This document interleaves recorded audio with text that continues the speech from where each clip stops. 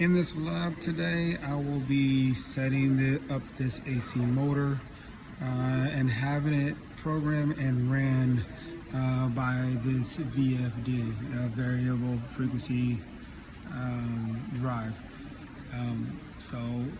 There's specific RPMs that I need to set for this. I need to set a forward RPM, and then I also need to set a reverse RPM max and min that I need to set up. First thing I do need to do though is first get this all set up so that it's programmed properly to run to the specifications that I want. First thing I need to do is wire it up. So what I'm going to be doing is, all I need to do is come to the manual and look at the manual and look at the different presets and different settings that I need to make in order to make this happen. So for instance, I will be using the multifunction inputs DI4 and DI5 connected to my multi-input terminals, and I need to make sure those are both set up properly. I need to go into the settings, which I'll show here in a second. And then DI4 and DI5 have bits that I'll be using, and I will be setting those bits based off of these hertz here. And I will input and do my calculations and input the hertz that I need to have in order to achieve the RPMs that I want. So the first thing I need to do is go here, look at the information on the motor itself, and I need to input that into the different modes that I got, and I'm on the different programs into the VFD, and I get all that information on where, and I need to put this in the back again in the manual. So I would go through each program. I'm not going to go through everything, but each program. So like here 00 has a set of parameters that needs to be inputted, and you press enter, and this one is volts. Next one would be amps, and next one would be the actual hertz.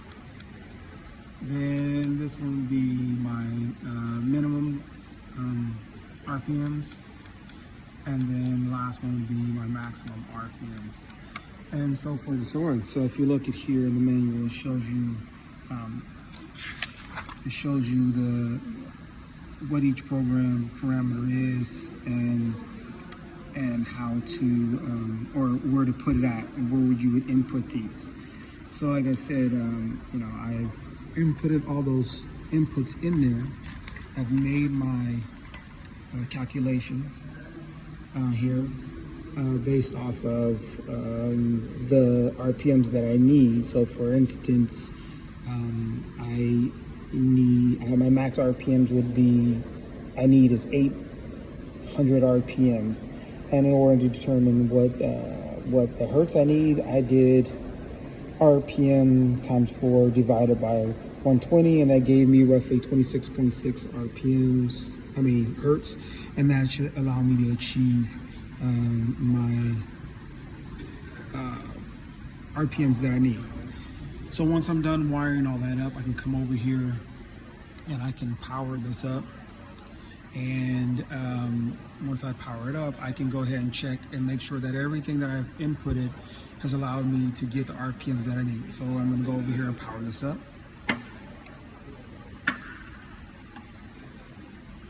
Put it in forward.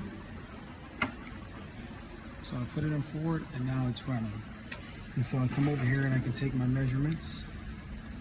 And as you can see that it's roughly,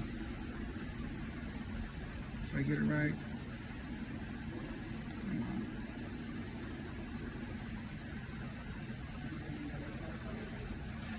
I have to get it to the right spot, 800 RPMs. Then if I go back over here and turn it to reverse, let it slow down and then switch over to reverse.